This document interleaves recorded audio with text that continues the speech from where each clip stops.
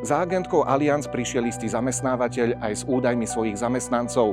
Žiadal od nej uzavretie niekoľkých poistení zodpovednosti zamestnanca za škodu spôsobenú zamestnávateľovi. Agentka Allianz chytila údaje a natypovala ich na server poisťovne.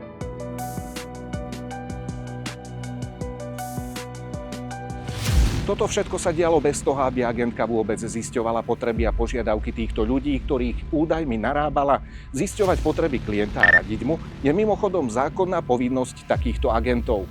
Ja som si fyzicky s ním mala prevolať a vyžiadať si od neho, viete, fyzicky naozaj ten súhlas, ale som s tým naozaj v tomto prípade nepredpokladala, pretože tých zamestnancov oni poisťovali, viete, viacerí. Dúfam, že ste zachytili vetu, v ktorej hovorila, že takto poisťovala viacej ľudí.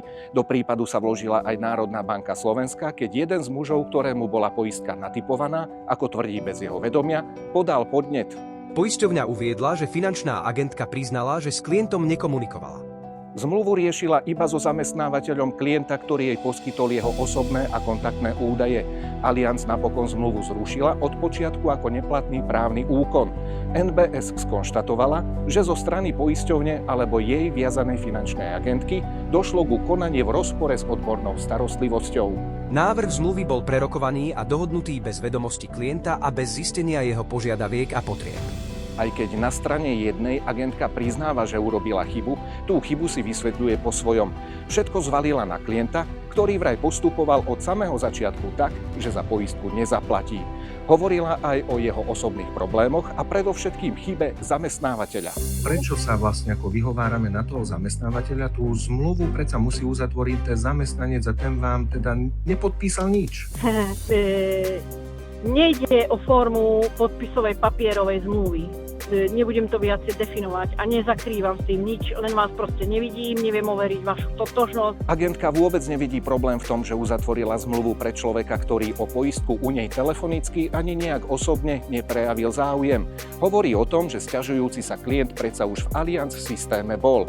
To je pravda, ale to neznamená, že si teraz na jeho údaje môže hocikto požiadať nejaký produkt, pretože sám klient o žiaden neprejavil záujem. Minulá poistka predsa nie je súhlas s novou.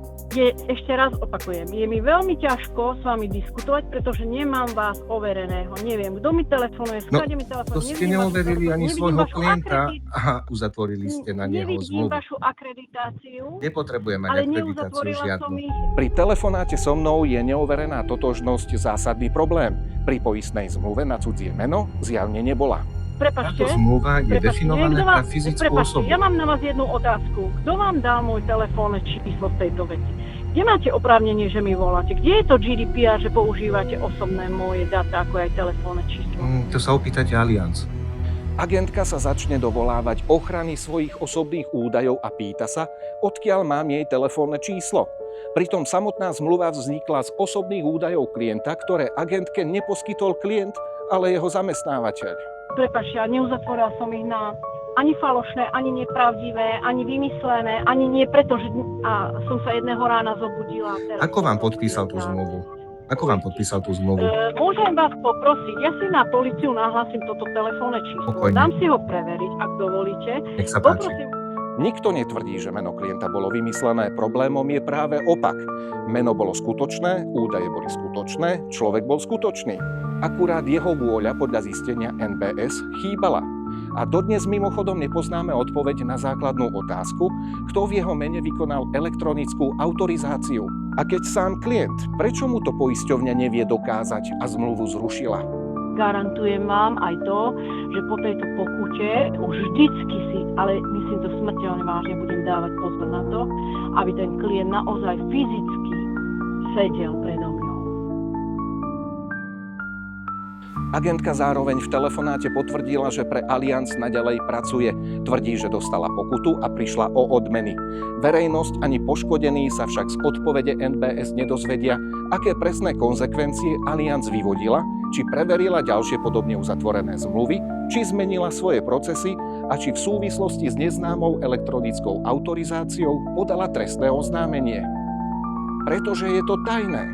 Moje meno je Števo Bodor, robím obsah, ktorý dáva zmysel. Vidíme sa na budúce.